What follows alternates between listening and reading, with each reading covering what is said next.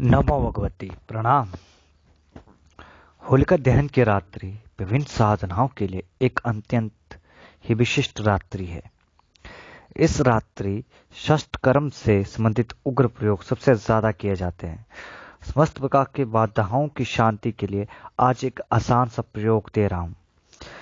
बहुत ही आसान प्रयोग है जिसको करने के बाद आपके जीवन से समस्त बाधाओं की शांति होती है, समस्त बाधाएं दूर होती है और आपका जीवन बाधा रहित होता है। क्योंकि इस रात्रि में आप जो भी साधना करेंगे, जो भी मंत्र का जाप करेंगे, उस मंत्र में अत्यधिक ऊर्जा प्रवाहित होती है, जिसके कारण वो मंत्र आपके लिए जागृत हो जाता है, वो मंत्र सिद्ध हो जाता है। इसलिए होली की रात्रि को कभी भी खाली ना जाने दें। एक साधक हमेशा विशिष्ट मुहूर्तों में ही विशिष्ट साधनाओं को सिद्ध कर लेता है, क्योंकि वो बहुत लंबे समय से इन विशिष्ट मुहूर्तों का इंतजार कर रहा होता है, ताकि इन विशिष्ट मुहूर्तों में वो उस दिव्यत्व को प्राप्त कर सके, जिसे प्राप्त करने के लिए अन्य दिनों में उसे बहुत ही कड़ी मेहनत करनी पड़ती है। इसलिए होली का मुहूर्त अपने आप में बहुत ही महत्वपूर्ण है और ऐसे महत्वपूर्ण मुहूर्त को यूं ही खाली ना जाने दें। आप कोई भी साधना करें, कोई भी मंत्र जाप इस दिन अवश्य करें। और मैंने बहुत सारे प्रयोग आप सबको बता दिए, उपाय भी बता दिए हैं और आगे भी एक दो दिन में और भी उपाय बताऊंगा। चमत्कारिक उपाय होंगे, वो सभी उनको करने के बाद आपके जीवन में समस्त प्रकार की परेशानियों का निवारण होगा। और आज आप सबके लिए समस्त बाधाओं को दूर करने के लिए एक प्रयोग दे रहा हूं। इसकी सामग्री सुन ले आप। पहले एक पानी वाला नारियल, 1.25 मीटर काला या लाल कपड़ा, थोड़ा सा सिंदूर, काले रंग का धागा और लगभग 10 मीटर का होगा वो, और एक कैंची। अब इसको करना कैसे है? होलिका दहन की शाम 6 से रात्रि 3 के बीच किसी भी इसमें इस प्रयोग को कर सकते हैं। सबसे पहले गुरु मंत्र का 21 बार जाप करें। यदि आपके पास कोई गुरु ना हो तो आप भगवान शिव के मंत्र का जाप कर सकते हैं और उसके बाद अपने गुरु या भगवान शिव को प्रणाम करके उनसे प्रार्थना करें कि मेरे जीवन की जितनी भी समस्त बाधाएं हैं उन्हें शांत करें, उन्हें मेरे जीवन से दूर करें। और उसके बाद आप पंचोपचार से पूजन करें। जो भी मैंने प्रारंभिक पूजन विधान में आप सबको बताया है उसके अनुसार आप पूजन करें और उसके बाद आपने मंत्र जाप शुरू कर देना है। मंत्र जाप के बीच में उठना नहीं है, इसलिए पानी पेशाब पहले करके बैठें और स्नान करना जरूरी नहीं है, हाथ पैर धोकर बैठ सकते हैं आप। अब सामने आपने क्या करना है कि अपने सामने कपड़े को बिछा देना है और उसमें नारियल को सामने रख लेना है। अपने वादा का स्मरण करें, अपने ऊपर से काले धागे को लपेट दें और फिर आप ओम ब्रह्म भैरवाय फट मंत्र का आधे घंटे तक जाप करें।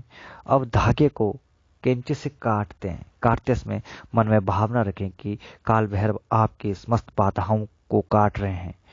फिर नारियल को हाथ में लेकर इसी मंत्र को 11 बार पढ़ें। ओम नमो आधीश गुरुन को ईश्वर वाचा अजरी वजरी बाड़ा वजरी मैं वजरी को बांधा, दशो द्वार छवा और के ढालों तो पलट हनुमंत वीर, उसी को मारे पहली चौकी गणपति, दूसरी चौकी में भैरव, तीसरी चौकी में हनुमंत, चौथी चौकी देत रक्षा करण को आवे श्री नरसिंह देव जी, शब्द सांचा पिंड कांचा पोरो मंत्र ईश्वरी वाचा।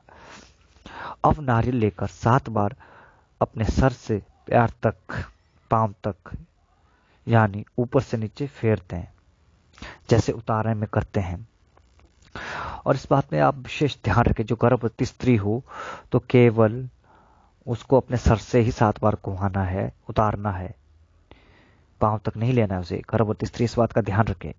और फिर इस नारियल को कपड़े के बीच में रख दें और उस पर सिंदूर से 9 बिंदियां लगा दें। 9 बिंदियां लगाने के बाद फिर आपने काले धागे के कटे टुकड़ों को भी उसी कपड़े में रख देना है। बचा हुआ सिंदूर भी उसी में डाल दें और कपड़े की पोटली बना लें। इस पोटली को रात्रि में ही या फिर सुबह किसी निर्जन स्थान पर छोड़ दें और पीछे मुड़कर ना देखें। इस बात का आपने विशेष ध्यान रखना है। बिना पीछे मुड़े ही घर लौट आना है। घर के बाहर हाथ पांव धोकर अपने ऊपर थोड़ा सा पानी छिड़क लें, फिर जाके घर के अंदर प्रवेश करें। उसके बाद पुनः आप अपने पूजा स्थान में बैठकर 108 बार भैरव मंत्र का जाप करें, जो मैंने आपको पहले बताया है। उसके बाद 21 बार गुरु मंत्र का जाप करें। यदि आपके पास गुरु मंत्र नहीं तो शिव मंत्र का 21 बार जाप करें। उसके बाद आपने क्षमा प्रार्थना करनी है।